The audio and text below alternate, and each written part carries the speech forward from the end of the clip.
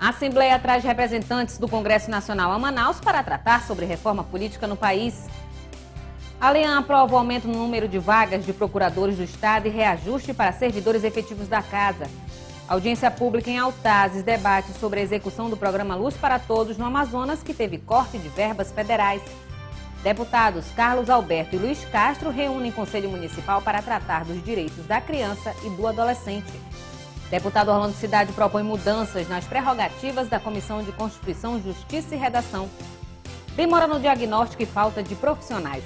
Deputado Luiz Castro reúne instituições ligadas ao autismo para tratar do assunto. Defensores públicos e jornalistas são homenageados no Legislativo. O Alean Notícias já está no ar com os principais fatos da semana.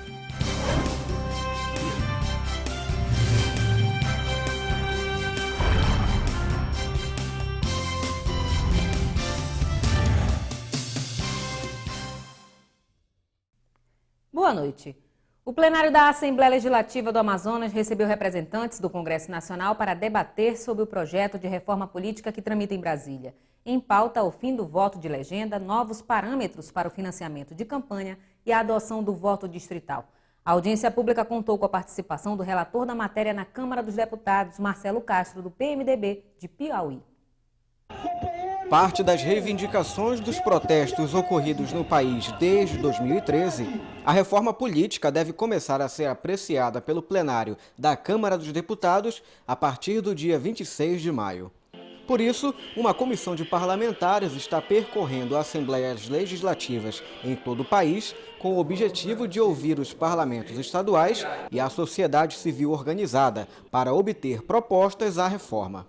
No Amazonas, os deputados foram ouvidos em audiência pública de autoria do vice-presidente da Assembleia, Belarmino Lins, do PMDB, que, na ocasião, destacou o caráter democrático de como está sendo conduzida a formulação da propositura. Este encontro aqui em Manaus exatamente faz parte dessa união de esforços, no sentido de que cada estado possa debater a questão e oferecer sugestões para, o final, a comissão especial elaborar o texto e submeter ao plenário soberano do Congresso Nacional.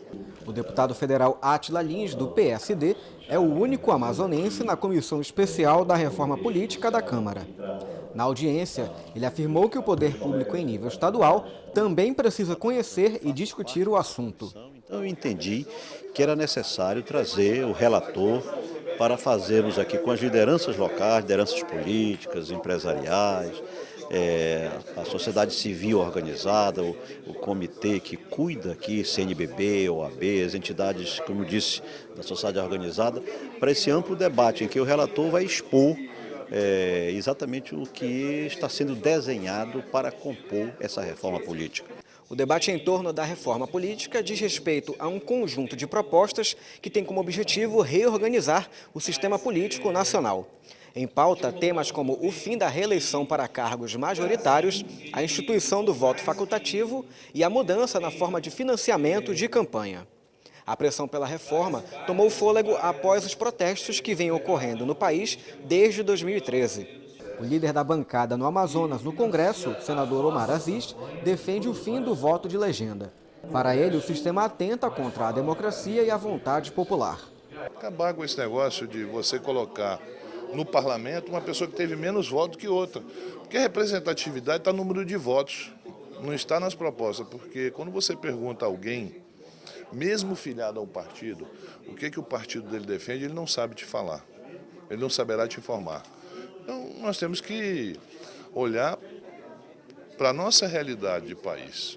As pessoas votam em pessoas aqui, não votam em partidos. O relator da reforma política, deputado Marcelo Castro, do PMDB do Piauí, concorda que o voto de legenda deve mudar. Porém, ele vê com cautela a situação. O poder econômico ele influencia desigualmente dos cargos que estejam em disputa. Por exemplo, um cargo de presidente da República, governador do estado, prefeito de capital, de grandes cidades. O poder econômico influencia no resultado do pleito? Influencia sim, mas não é determinante. Agora, para os pequenos municípios, para candidatura de prefeito, candidatura de vereador, deputado estadual, deputado federal, a influência do poder econômico hoje é determinante. ao ponto da gente ouvir, com muita frequência no nosso cotidiano, as pessoas dizerem assim: ah, fulano é um bom candidato, mas não vai eleito, ele não tem dinheiro. Ora, pelo amor de Deus, quer dizer, um país que está escolhendo os seus representantes através do dinheiro, nós estamos selecionando os nossos representantes da pior maneira.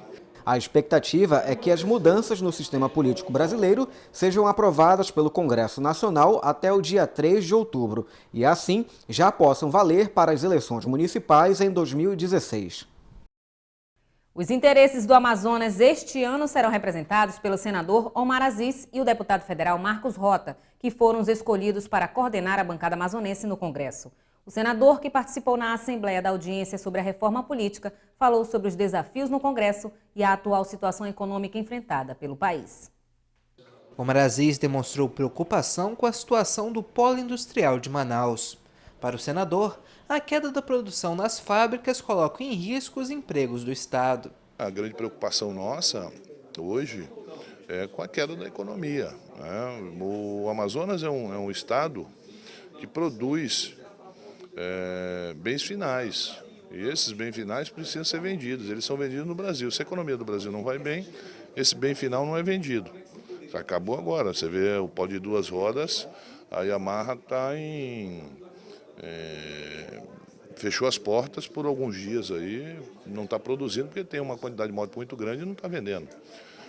Você vê que em janeiro e fevereiro, em torno de 14 mil trabalhadores do distrito perderam seus empregos. E isso nos preocupa. O parlamentar afirma que a expectativa de encolhimento da economia brasileira em 2015 afetará de forma ainda mais intensa o estado do Amazonas.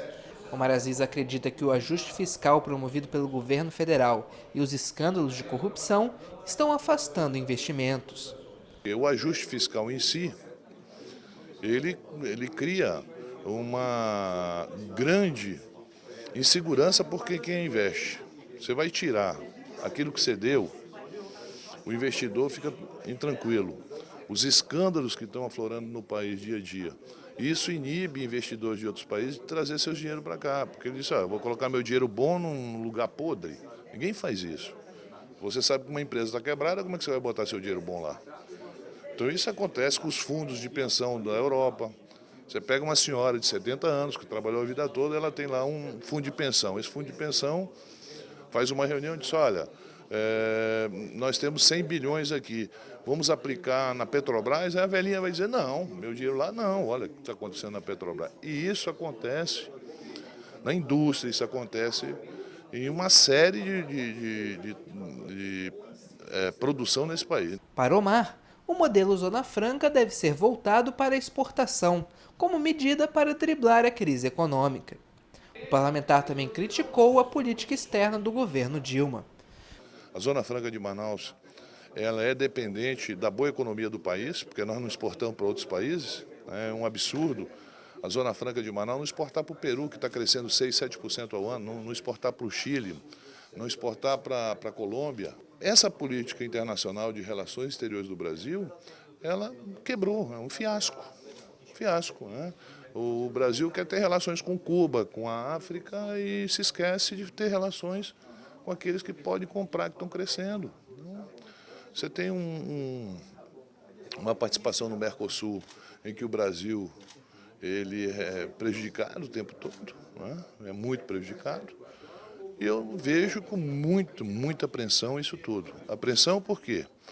Porque se a gente não tiver para quem vender os produtos finais que são produzidos na Zona Franca, nós vamos ter desemprego, nós vamos ter recessão, nós vamos ter uma série de coisas. Ainda segundo o coordenador da bancada amazonense no Congresso, a situação econômica brasileira é agravada ainda mais com a queda no preço das commodities, que são importantes na pauta de exportação brasileira. Para Omar, a crise é resultado da concessão irresponsável de incentivos fiscais e subsídios pelo governo federal. O Ministério Público do Amazonas vai investigar irregularidades na Prefeitura de Coari. O procurador-geral Fábio Monteiro esteve na cidade para firmar um termo de ajuste de conduta com o novo prefeito. A falta de merenda escolar em todas as escolas do município e o não pagamento de servidores são algumas das irregularidades apontadas pelo Procurador-Geral de Justiça do Estado, Fábio Monteiro, que informou a abertura de procedimentos investigatórios criminais na administração municipal.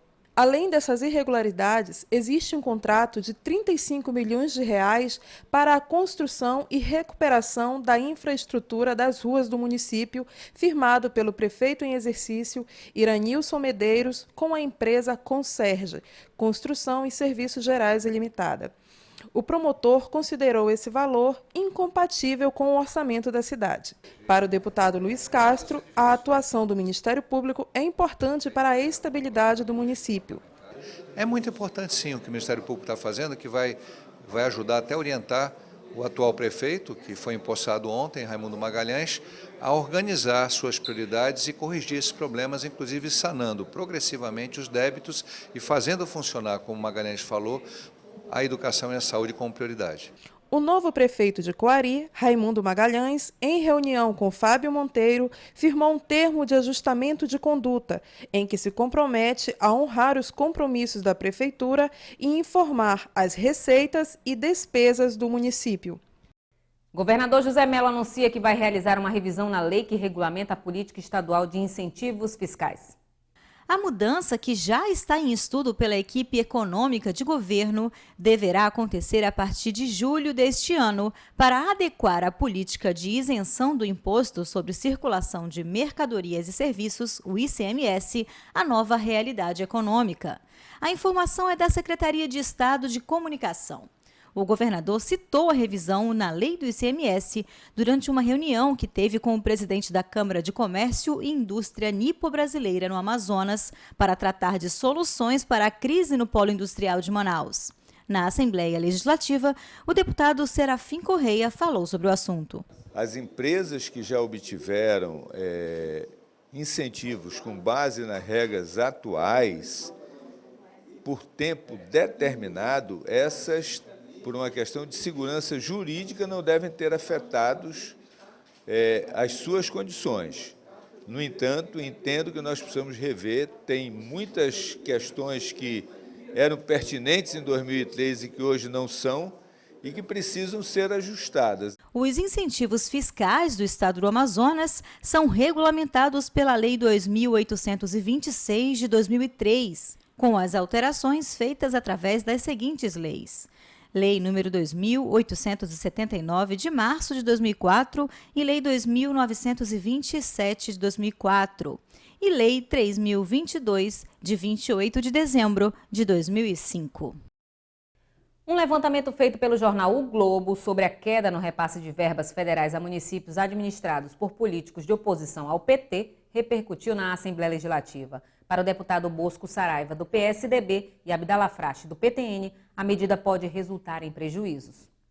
No Legislativo Estadual, os dados apresentados pelo jornal O Globo com repercussão nacional foram citados pelos deputados pertencentes a partidos de oposição ao PT, da presidente Dilma Rousseff. O jornal apresentou o levantamento informando que cidades brasileiras que têm como chefes do executivo políticos de siglas partidárias que representam oposição ao governo federal viram nos últimos anos os repasses de verbas caírem. 2 exemplos citados pelo jornal foram Manaus e Salvador, na Bahia. É uma pouca vergonha. É o mínimo que a gente pode dizer dessa atitude da presidente Dilma, do presidente do governo do PT, que já está atrasando o nosso país há mais de 12 anos, e Manaus particularmente. 75 centavos por habitante, enquanto que São Paulo recebe R$ 27 por habitante, é uma vergonha, e a população do Amazonas precisa ficar atenta a isso, saber dessa informação, tendo em vista que o povo do Amazonas deu uma votação maciça para essa presidente. É um absurdo, né? Fora os repasses constitucionais, que são de direito de todos os municípios, realmente o município de Manaus vem ficando de fora, em detrimento aos repasses de boa monta para municípios que são administrados por partidos aliados do governo federal. Os dados do jornal o Globo revelaram também que cidades governadas por aliados políticos da presidente Dilma tiveram aumento de repasses. 7 dos 10 municípios que receberam mais dinheiro do governo têm prefeitos que apoiaram a campanha de Dilma nas eleições. O prejuízo para quem vive em Manaus pode ser percebido no dia a dia. Obras de drenagem e pavimentação são as que mais deixam de receber investimentos. Nos últimos 3 anos, nós perdemos 95% dos repasses voluntários que o governo federal poderia e deveria ter feito para o povo de Manaus. Só em Manaus, diz o Globo, a verba caiu de mais de 34 milhões e 200 mil em 2011 para 1,5 milhão de reais em 2014. A estagnação da economia no país tem afetado diretamente o polo industrial de Manaus. Apesar das vantagens fiscais do modelo terem sido prorrogadas por mais 50 anos, os indicadores dos últimos meses mostram uma desaceleração na oferta de trabalho, sem contar com as demissões. De acordo com os dados recentes da Suframa, mais de 11 mil trabalhadores foram dispensados só no mês de fevereiro. Os deputados Dermilson Chagas, do PDT, e Bosco Saraiva, do PSDB, criticam a manobra econômica do Executivo Federal, que desfavorece o mercado trabalhista. A Zona Franca de Manaus é um modelo de desenvolvimento econômico criado pelo governo federal para viabilizar a base da economia na Amazônia Ocidental, com vistas a melhorar a integração produtiva e social dessa região do país. Nos últimos meses, o polo industrial tem sido alvo de instabilidade político e econômica diante de uma crise que vai desde a autonomia gerencial até o desafio de competitividade de mercado. Recentemente foi discutida em audiência pública na Assembleia Legislativa a falta de reunião do Conselho Administrativo da Suframa, CAS, que desde julho do ano passado não vinha se reunindo para garantir a aprovação de novos projetos de implantação de indústrias no PIN e a demora na nomeação de um superintendente. Outro fator que tem mexido com a imagem do polo industrial é a garantia de melhorias salariais dos servidores da autarquia. Os trabalhadores têm se articulado no Congresso Nacional para a aprovação da medida. O problema mais crítico da Zona Franca de Manaus tem sido a instabilidade econômica do país, que tem afetado diretamente as gerações de emprego no modelo. No ano passado, por exemplo, a estagnação econômica atingiu os 2 principais polos da indústria, o de 2 rodas e o de eletroeletrônico. Juntos, demitiram mais de 8 mil trabalhadores. Apesar da prorrogação dos incentivos fiscais por mais de 50 anos, de acordo com os últimos indicadores da Suframa, o PIN perdeu mais de 11 mil postos de trabalho em fevereiro deste ano, em relação a igual mês de 2014, o que significa uma queda de um pouco mais de 14% no faturamento. A causa para esse resultado foi a retração das linhas de televisores. Na Assembleia Legislativa, os parlamentares criticaram a manobra econômica do governo federal que atinge a demanda e a oferta de emprego no PIN. É assustador saber que no mês de fevereiro deste ano, em relação ao ano passado, nós perdemos mais de 11 mil postos de trabalho dentro das nossas fábricas. São mais de 11 mil trabalhadores que estão em casa, ainda recebendo o seguro-desemprego. Daqui a 3 meses, quando cessar o seguro-desemprego, que ele for atrás de novo emprego, ele não vai encontrar. E a tendência é que a coisa se agrave ainda mais. Foi uma decisão democrática do povo. Nós estamos atravessando uma fase importante de amadurecimento da nossa democracia, o aprendizado do voto. Para o deputado Dermilson Chagas, do PDT, fatores como a inflação alta, aumento de preços e o aumento da desconfiança de investidores impactam na falta de confiança dos consumidores. Quem é investidor quer uma garantia do retorno. Quem é investidor acredita que aquele dinheiro investido vai dar o retorno para ele.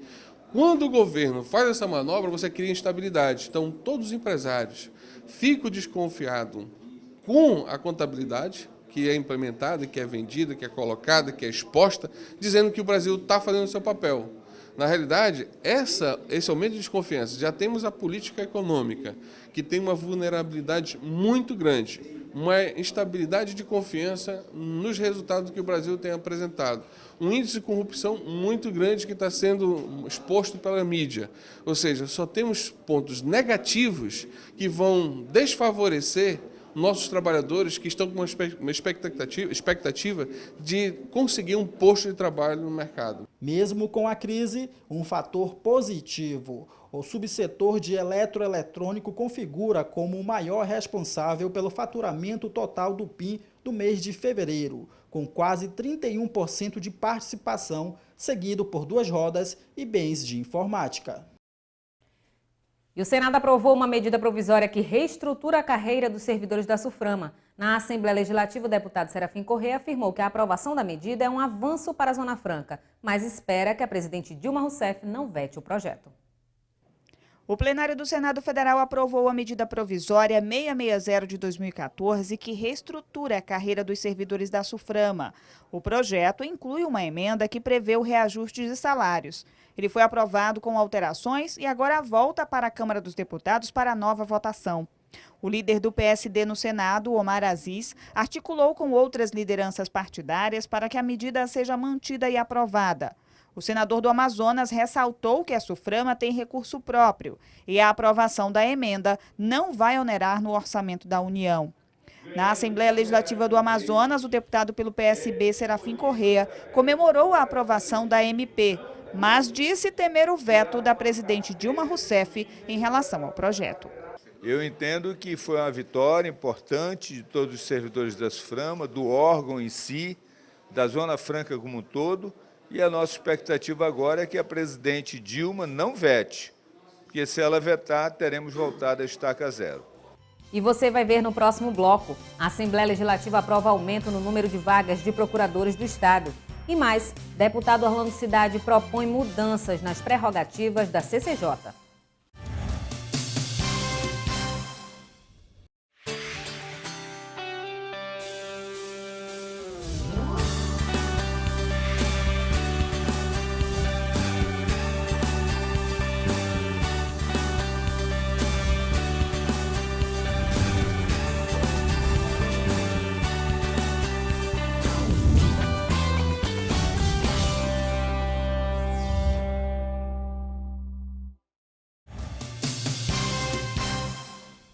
A Assembleia Legislativa aprovou esta semana um aumento no número de vagas de procuradores do Estado. O reajuste anual dos servidores da Assembleia Legislativa também foi aprovado.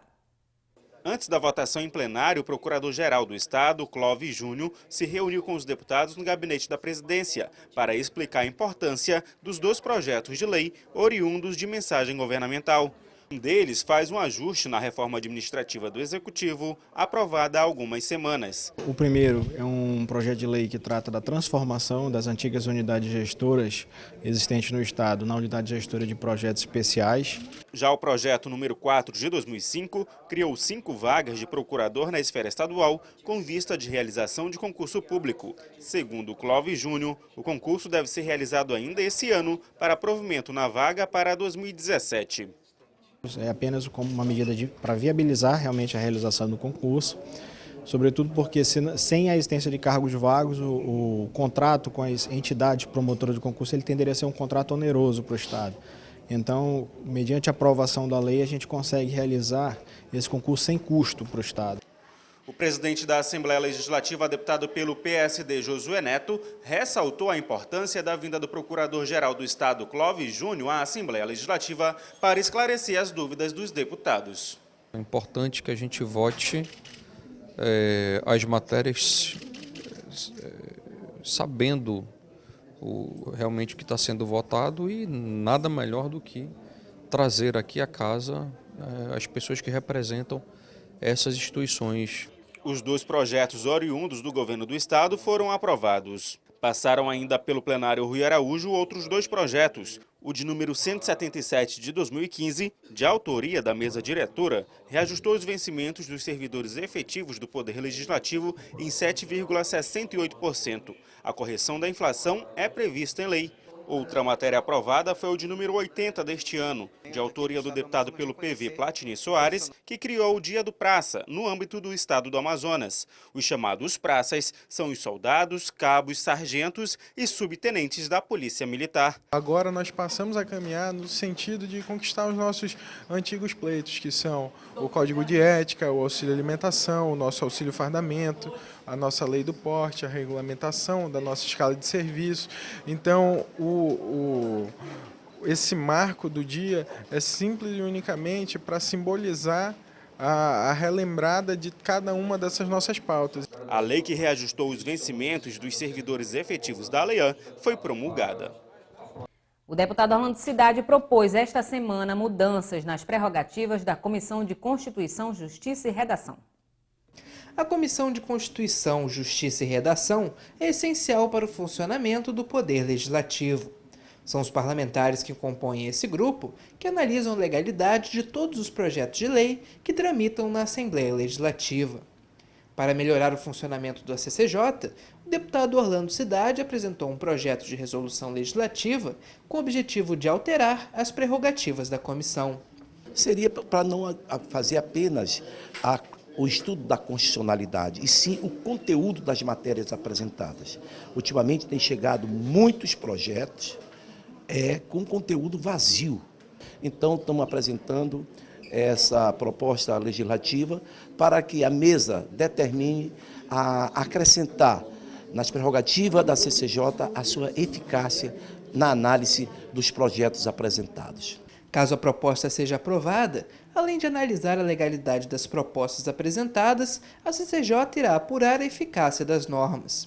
A ideia é, além de impedir que normas com execução inviável sejam aprovadas, trabalhar no aprimoramento de propostas que possam ser melhoradas. A maioria dos deputados do Amazonas considera um retrocesso o projeto de lei que regulamenta a terceirização de trabalhadores no Brasil. Um amplo debate sobre o tema foi realizado em plenário. O projeto de lei 4.330 de 2004 já teve o texto base aprovado pelo plenário da Câmara e traz como principal mudança a permissão para a contratação de terceirizados para atividade fim de uma empresa. Atualmente, por ausência de lei que regulamente o assunto, a jurisprudência do Tribunal Superior do Trabalho permite apenas a contratação para as atividades meio, como limpeza e segurança patrimonial. A proposta, que ainda tramita no Congresso Nacional, repercutiu na Assembleia Legislativa. A deputada Alessandra Campelo destacou a posição do PCdoB, que é contra a matéria. Segundo a parlamentar, a medida irá levar à precarização das relações de trabalho. O PCdoB é contra a terceirização da forma que está sendo tramitada, que está tramitando na Câmara dos Deputados. Nós achamos que ele precariza as relações trabalhistas, ele enfraquece o movimento sindical que defende os trabalhadores, que discute database, melhorias salariais, e ele cria uma situação de pouca estabilidade ao trabalhador, além do que ele coloca atividades fins de empresas podendo ser realizadas por funcionários terceirizados. Já o deputado petista José Ricardo destacou as manifestações de trabalhadores pelo país contra a proposta. No Amazonas, operários realizaram paralisação e se reuniram no Distrito Industrial. Para chamar a atenção dos trabalhadores, para dialogar com os trabalhadores sobre as consequências dessa terceirização. Então, nós estivemos ali no Distrito Industrial, várias categorias se mobilizando, se manifestando e claramente contrário a essa proposta, inclusive distribuindo um material com a fotografia, o nome, todos os deputados federais do Amazonas que votaram contra os trabalhadores. O projeto está na fase de votação de destaques. A principal mudança aprovada até agora é a retirada das empresas públicas, sociedades de economia mista e suas subsidiárias da proposta que amplia a terceirização para todos os setores da empresa. Com isso, apenas a iniciativa privada poderá recorrer à terceirização de forma ampla. Isso mantém a obrigatoriedade que você só pode entrar no serviço público através de concurso. Se não fosse assim, as empresas públicas ou de economia mista poderiam fazer as contratações por meio de terceirização e você perderia a questão do concurso público para ingresso no serviço público brasileiro. Então, do ponto de vista constitucional. Eu acho que essa decisão é a mais correta e a população que quiser adentrar o serviço público terá que fazê-lo através de concurso. A proposta recebeu um total de 27 destaques e 6 emendas aglutinativas, que unem outros destaques em um só texto. As alterações ainda devem ser apreciadas pela Câmara antes que o projeto siga ao Senado. O programa Luz para Todos veio de fato acender a esperança de uma parte da população que por muitos anos enfrentou dificuldades no dia a dia e a estagnação econômica por falta de energia elétrica. Agora, um corte de 60% das verbas federais suspendeu as ações, inclusive no Amazonas. Uma audiência pública em Altazes debateu o tema. Os cortes que o governo federal realizou nos orçamentos dos ministérios repercutiu diretamente nos municípios do interior do Amazonas, principalmente no setor elétrico. A redução nos valores alcançou o percentual de 60%. Por conta destes cortes no orçamento, cerca de 40% das comunidades rurais do município de Altazes, distantes 113 quilômetros da capital, ainda não foram atendidas pelo programa Luz para Todos. Seu Joaquim Costa é agricultor e trabalha com a produção de cupuaçu. A fruta regional é um dos produtos de maior valor econômico da localidade. Por conta da falta de energia elétrica, parte da colheita acaba estragando, já que não tem como armazenar e conservar a produção. Nós temos produção de cupuaçu lá que está estragando, entendeu? Os moradores que não têm energia têm que comprar gelo muitas vezes, né, para poder consumir, gelar o seu produto. Muitos produtores perdem a produção, tá? E a gente está reivindicando para que a gente possa ser contemplado. Dona Marleide Batista é pecuarista, além de trabalhar na produção de queijo e leite no município. Moradora há 6 anos da comunidade Santa Maria, afirma que também sofre com a falta de energia. O prejuízo também é certo. Nós estamos numa cabeceira, num garapé, fica bem próximo e é poucas casas e deixaram nós sem energia. Lá para 3, 4 dias, até de semana sem energia. Quando vem, ainda vem queimando os objetos que o pessoal tem. Geladeira, freezer, tudo isso queima. Na tentativa de amenizar os problemas da região, o deputado petista Sinésio Campos realizou uma audiência pública para debater os principais problemas da conclusão das obras do município. Na ocasião, o parlamentar afirmou que o investimento da ordem de 6 bilhões de reais, anunciados pelo ministro de Minas e Energia, Eduardo Braga, para o setor elétrico no estado, serão suficientes para atender a demanda e concluir o projeto Luz para Todos na cidade. Diante desse investimento na questão energética, também vai gerar na parte da infraestrutura. Então, eu creio que Altazes, em pouco tempo, vai virar um grande canteiro de obras. A nossa logística é muito difícil, mas nós entendemos que se o programa é Luz para Todos, tem que chegar e a população cobra da gente. Desde que começou a ser implantado em 2003, o programa Luz para Todos beneficiou quase 4.000 famílias no município de Altazes. O número representa 60% das comunidades rurais da cidade. De acordo com a empresa Eletrobras Amazonas Energia, a expectativa é atender pelo menos 5.000 novas residências até o final de 2015. No cronograma de obras para 2015 está previsto um investimento da ordem de 77 milhões de reais para serem aplicados em todo o Amazonas. Pelo menos 10.000 novas famílias devem ser beneficiadas com as obras de eletrificação do interior do estado. Nós teremos aí um grande investimento no setor elétrico, tem aí a previsão da interligação de 11 municípios no Sistema Nacional de Energia.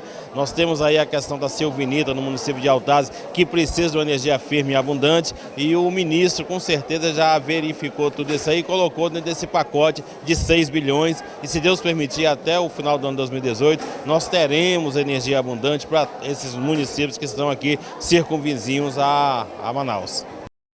E o deputado Adjunto Afonso cedeu tempo em plenário para discussão sobre a questão energética no Amazonas. O diretor-presidente da Cigás, Lino Cícero, esteve em plenário e destacou a comercialização do gás natural para fomentar a economia do estado e a geração de emprego e renda. Lino Cícero esclareceu que o Amazonas possui a 3ª maior reserva de gás natural do país e que a companhia avança na expansão da rede de fornecimento na capital e também dá início em abril a um programa de incentivo ao uso do GNV com a concessão de bônus de R$ 1.000 na aquisição do kit de gás natural. Lino destacou ainda que atualmente a companhia é o principal fornecedor para a geração de energia elétrica e já atende 50 empresas do polo industrial de Manaus com combustível. A adesão está assim, hoje geométrica. Nós começamos com 0, hoje já temos quase 53 indústrias contratadas e dessas, as maiores do Distrito Industrial, 35 já usam efetivamente o gás. O comércio começou, o GNV também, mas vai ter um momento em que esse limite não vai ultrapassar. Então, dos 500 mil dia, hoje já se consome 100 mil dia. No último balanço apresentado pela Cigás, somente neste primeiro semestre, 30 milhões estão sendo aplicados na expansão da rede de abastecimento de gás natural para as indústrias e na abertura de novos postos com o GNV. Ano que vem, a companhia inicia o processo para levar o gás natural aos consumidores residenciais.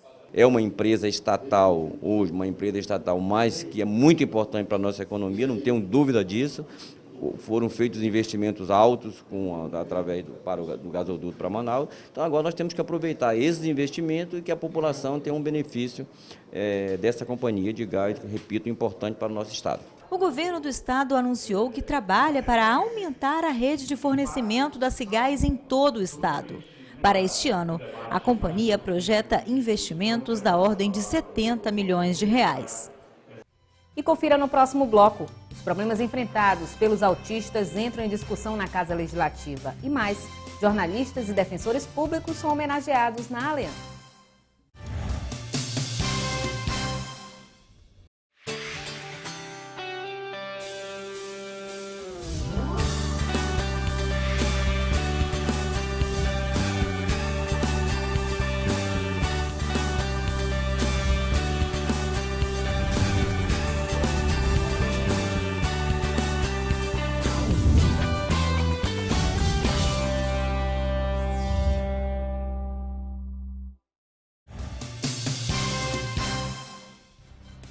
Falta de profissionais especializados e a complexidade do diagnóstico do autismo são os principais gargalos enfrentados pelas famílias de pessoas portadoras do transtorno. O assunto foi tema de uma audiência pública na Assembleia Legislativa proposta pelo deputado Luiz Castro. Dados do Instituto Brasileiro de Geografia e Estatística apontam uma população de quase 2 milhões de pessoas com autismo em todo o território nacional, entre crianças, adolescentes e adultos. No Amazonas, esse número ainda é desconhecido. Elizabeth Melo é mãe de um menino de 12 anos que tem a síndrome. Ela relata que a criança só foi diagnosticada com autismo aos 8 anos de idade. A falta de profissionais e instituições especializadas no atendimento do transtorno é o maior gargalo enfrentado pelos familiares de pessoas com autismo. Profissionais capacitados, o desconhecimento da sociedade, a inclusão que não acontece porque as pessoas não conhecem sobre o autismo, né? Não sabem o que as crianças portadoras de autismo, quais habilidades que têm, quais as dificuldades que têm, quais as necessidades que têm. Então, os profissionais realmente são muito escassos em todo o Brasil, mas aqui no Amazonas é muito mais. Durante a audiência pública realizada na Assembleia Legislativa, representantes da sociedade civil organizada cobraram do poder público políticas relacionadas ao atendimento de pessoas com autismo, tanto para conceder o diagnóstico de forma precoce como o diagnóstico tardio. De acordo com o Instituto do Autismo no Amazonas, é preciso implantar políticas de inclusão social para as pessoas com a síndrome. É uma problemática que passa por todo esse apoio, né, que pelo Poder Executivo, principalmente hoje, que a gente vê que as leis estão aí, né, proposta com muita luta da sociedade, e essas leis acontecem, só que quando chega no Poder Executivo, é a famosa frase que não sai do papel. Então, hoje a gente estava discutindo justamente isso, essa viabilidade de implantação, né, dessas políticas públicas voltada para a atenção da pessoa com autismo. O deputado Luiz Castro destacou que é necessário um maior investimento por parte do Executivo na construção de uma rede de atendimento ao autista. Segundo o parlamentar, atualmente o governo do estado disponibiliza apenas 1% da verba do setor educacional para a educação especial. Se calcula de que cada 50 a 80 crianças que nascem, pelo menos uma tem autismo. Nós estamos numa cidade com 2 milhões de habitantes. O número de autistas de Manaus é muito grande. E se nós formos pensar no interior inteiro, o drama é muito pior. O orçamento do estado só dá 1% para a educação especial no segmento educação. E nós tivemos informações aqui, por exemplo, que Santa Catarina destina 8%. Nós precisamos ampliar, portanto, dentro da educação e da saúde e da assistência social, os recursos financeiros e humanos para educação especial e para a inclusão da pessoa com síndrome, com autismo. A secretária municipal de assistência social também participou do debate. Na ocasião, Gonete Garcia relatou os investimentos que o executivo municipal está fazendo para atender a demanda de famílias que possuem pessoas autistas na capital do Amazonas. Nós vamos inaugurar daqui a, imagino que mais 120 dias, a gente possa estar colocando para funcionar o segundo EAMAR lá na Zona Leste. Dar vazão a toda a demanda é um sonho que a gente tem, mas isso vai exigir muito mais investimento. A garantia dos direitos de crianças e adolescentes esteve em pauta durante a reunião dos deputados Carlos Alberto e Luiz Castro com o Conselho Municipal ligado à área. A reunião foi solicitada pelo Conselho Municipal dos Direitos da Criança e do Adolescente para discutir com membros da Comissão de Jovens, Crianças e Adolescentes da Assembleia, presidida pelo deputado Carlos Alberto, a organização e os pontos a serem abordados durante a 9ª Conferência dos Direitos da Criança e do Adolescente, que será realizada este ano no Poder Legislativo. O evento será organizado pelo Conselho, que é um órgão ligado à Secretaria Municipal de Ação Social e Direitos Humanos, com apoio dos parlamentares da ALEAN. O deputado Carlos Alberto, que conduziu o debate, destacou a importância da iniciativa. E assuntos de grande importância serão questionados. Com certeza acontecerá grandes debates baseados no ECA e nós estaremos ali planejando, preparando coisas bem melhores para o futuro, principalmente que venha alcançar as crianças, os adolescentes, os idosos, enfim, serão 3 dias de grandes atividades a favor das crianças, dos adolescentes e das pessoas idosas. O encontro também contou com a participação do deputado Luiz Castro. A conferência está marcada para os dias 27, 28 e 29 de maio. Os 25 anos de atuação da Defensoria Pública do Estado renderam homenagem no Poder Legislativo. A iniciativa foi do deputado Sinésio Campos. A sessão especial em comemoração aos 25 anos de atuação da Defensoria Pública do Estado iniciou ao som do hino nacional.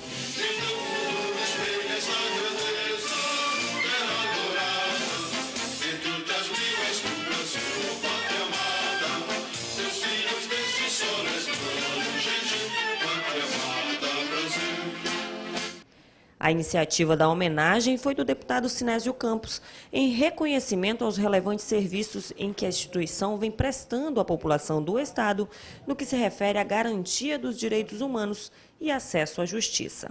Defender o pobre, o humilde, muitas das vezes não são lembrados. Então, a Defensoria Pública exatamente são advogados que se dedicam a atender os desvalidos. Muitas das vezes os marginais da sociedade. Né? Então eu vejo que a Defensoria Pública, nos seus 25 anos, vem prestando esse relevante serviço. E vou um pouco mais além.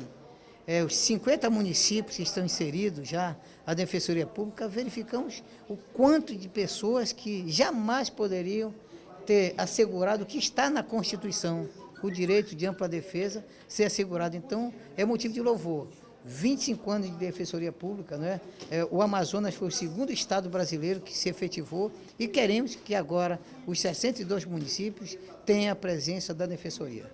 Esta defensora pública, uma das pioneiras na área, destaca os avanços e os desafios da profissão. O nosso interior ainda precisa de defensores e o nosso interior é carente e não pode colocar só o defensor sem uma equipe de apoio. Concurso público já foi um grande avanço, agora concurso para os estagiários também.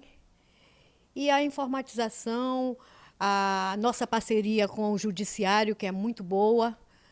Hoje nós somos respeitados dentro do judiciário, isso é muito bom. O presidente da Associação dos Defensores Públicos, doutor Elon Nunes, ressaltou o reconhecimento por parte do Poder Legislativo aos trabalhos realizados pelo órgão e o papel da classe junto à sociedade.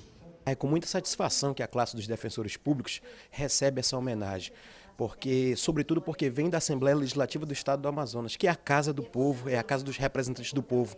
E a Defensoria Pública, juridicamente, também exerce esse papel, que é representar o povo desassistido, o povo carente, trazendo ali o acesso à cidadania e o acesso à justiça. Então, hoje há uma legitimidade maior, não é qualquer homenagem, mas os defensores públicos hoje sentem-se muito felizes porque recebem essa homenagem de quem tem legitimidade popular para reconhecer o trabalho que a Defensoria Pública tem feito ao longo desses 25 anos. Na ocasião, também foi lembrada a parceria da Assembleia junto à instituição na aprovação de projetos que beneficiam a categoria. As últimas conquistas legislativas de grande importância para a Defensoria passaram por esta casa com o apoio de todos os deputados, como, por exemplo, o plano de cargos, carreiras e salários, a alteração na Constituição Estadual que concedeu ao defensor público a prerrogativa de iniciativa de lei. Enfim, foram conquistas muito substanciais que nós devemos aos deputados amazonenses, os quais revelam a sua profunda sensibilidade com a causa da Defensoria Pública, que em última instância representa a causa do povo pobre, do povo carente, do povo sofrido deste Estado. Participaram do evento Prefeitura de Manaus, Câmara Municipal, Ordem dos Advogados do Brasil e Tribunal de Justiça do Amazonas. A exigência do diploma para atuação profissional e a terceirização do mercado de trabalho foram os assuntos debatidos durante a sessão especial que homenageou na Assembleia os jornalistas do Amazonas.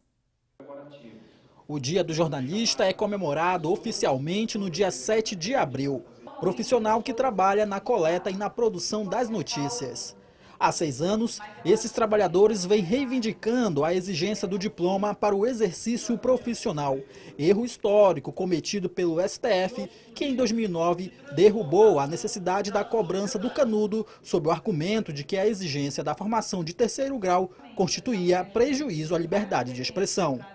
Para refletir sobre esse assunto e lembrar a importância dos trabalhadores da área da comunicação, a Assembleia Legislativa realizou sessão especial de autoria do deputado José Ricardo. É importante que a Assembleia Legislativa realize eventos para homenagear esses profissionais tão importantes para a comunicação no mundo atual. Os meios de comunicação, principalmente impressos, mas televisivos, de rádio, todos preciso desse profissional, que é o jornalista. E é importante também essa questão da luta dos profissionais para ter o piso, a questão salarial é algo importantíssimo também, e a gente aqui apoia a luta dos sindicatos jornalistas. E agora, mais recente, uma decisão que cobra também, exige, no caso, o diploma, que o profissional de jornalismo. Na oportunidade, o presidente do Sindicato dos Jornalistas do Amazonas aproveitou o discurso para mobilizar os profissionais na luta da aprovação da PEC 206 de 2009 no Congresso Nacional, que restitui o diploma para atuação jornalística. Como nós precisamos responder, a Federação Nacional dos Jornalistas e os sindicatos, somos 31 no país, estão, na verdade, num processo de discussão e de atuação dentro da Câmara dos Deputados para aprovação da nossa PEC, a PEC dos jornalistas, que é a 206/2012, no sentido de garantir que seja reconhecido essa atividade de jornalista e que possa ser exercida por profissionais que tenham formação de nível superior em jornalismo. Outro assunto ainda abordado na sessão foi a aprovação do projeto de lei que terceiriza o mercado de trabalho no serviço público e no privado. Os jornalistas são categóricos e dizem que a terceirização também prejudica os profissionais. Todos os profissionais precisam de uma qualificação. Por que não um jornalista também não precisa de uma formação profissional, de uma qualificação profissional? Ela é uma ameaça aos trabalhadores de uma forma em geral, e eu acho que da forma como ela vem sendo colocada, ela acaba deixando a categoria sem força, ela diminui o poder do sindicalismo, por exemplo. E esse é mais um complicador. Eu acho que a PEC precisa de um apoio maior de toda a classe precisa ser realmente mais unida para a gente consolidar essa importância do diploma, da formação do profissional. Eu acho que isso vai ser um retrocesso e a gente tem que se unir contra isso, tem que exigir sim o diploma, a gente precisa disso como qualquer outra classe profissional. Durante a sessão, o presidente do Sindicato dos Jornalistas recebeu do Poder Legislativo uma placa comemorativa e 11 profissionais receberam diplomas pela passagem do dia. A Frente Parlamentar de Apoio ao Cooperativismo realizou na Assembleia o primeiro seminário para divulgar a agenda legislativa direcionada ao setor. O deputado Luiz Castro, presidente da FRENCOP, reuniu representantes de várias cooperativas da região norte para debater o assunto. A importância de a gente casar a agenda da FRENCOP com a agenda das cooperativas, quer dizer, colocar uma sintonia maior do trabalho da nossa Frente Parlamentar do Cooperativismo com as cooperativas do Amazonas. A gente vive um momento de crise econômica, então as cooperativas têm que ser muito bem geridas, sempre tem que ser, mas agora mais ainda. Cooperativismo de crédito, nós temos verificado que pode representar um horizonte muito importante para acesso a recursos dos produtores rurais no interior do estado. O Cicobi já está no Apuí, no distrito Santo Antônio do Matupi, e já é uma realidade, disponibilizando recursos que muitas vezes os bancos oficiais, pela ausência de agências nesses municípios, não estavam disponibilizando. E o cooperativismo de crédito se profissionalizou e hoje ele oferece os produtos que um banco convencional oferece, com a grande vantagem de distribuir o resultado. A lógica de acumulação de capital para poucos donos, banqueiros, na cooperativa de crédito existe a democratização da participação e, sobretudo, uma maior participação nos resultados da cooperativa. Portanto, as sobras voltam, para os associados de acordo com a sua movimentação. O deputado Bosco Saraiva sugeriu em plenário o tombamento das obras assinadas pelo arquiteto Severiano Mário Porto, no Amazonas. É dele a autoria de diversos projetos que hoje são símbolos da chamada arquitetura verde no estado, como o campus da Universidade Federal, o Fórum de Justiça Enoque Reis e a sede da Suframa. Palco da época áurea do futebol amazonense, o estádio Vivaldo Lima hoje está presente na memória dos aficionados pelo esporte no estado. O campus universitário da UFAM continua como o mais importante centro de ensino superior do estado, com a arquitetura distribuída em meio a 6 milhões de metros quadrados de área verde. Em Silves, uma pousada chama a atenção de quem visita o município. O que essas obras têm em comum? A assinatura do arquiteto Severiano Mário Porto. Afastado atualmente do trabalho por problemas de saúde, ele é autor de mais de 220 obras que marcaram a história de Manaus e do Amazonas. Seu trabalho foi destaque no discurso do deputado Bosco Saraiva, do PSDB, em sessão plenária na Assembleia Legislativa. Na ocasião, ele sugeriu o tombamento dos prédios assinados pelo arquiteto no Amazonas. O parlamentar teme pela preservação das linhas e formas que ajudaram a criar uma identidade típica na arquitetura da região. Severiano já está em idade muito avançada e com sérios problemas de saúde, e nós precisamos efetivamente preservar aquilo que foi sua contribuição para a nossa história e para a caracterização da nossa cidade e do nosso estado através da sua obra. Severiano Mário Porto nasceu em Uberlândia no ano de 1928. Formou-se em arquitetura pela Universidade do Brasil, no Rio de Janeiro, e ficou conhecido como arquiteto da floresta ou arquiteto da Amazônia. Em maio de 2013, Severiano foi agraciado na Assembleia Legislativa do Amazonas com a medalha Rui Araújo, a mais alta comenda do Poder Legislativo. Confira agora o que foi destaque no Alean Notícias de hoje. A Assembleia do Amazonas traz representantes do Congresso Nacional a Manaus para tratar sobre a reforma política no país. A Assembleia aprova o aumento no número de vagas de procuradores do Estado e reajuste para servidores efetivos da Casa. Deputado Orlando Cidade propõe mudanças nas prerrogativas da Comissão de Constituição, Justiça e Redação. E nós ficamos por aqui. Devido ao feriado de Tiradentes, o Alean Notícias retorna na próxima quarta-feira. Até lá!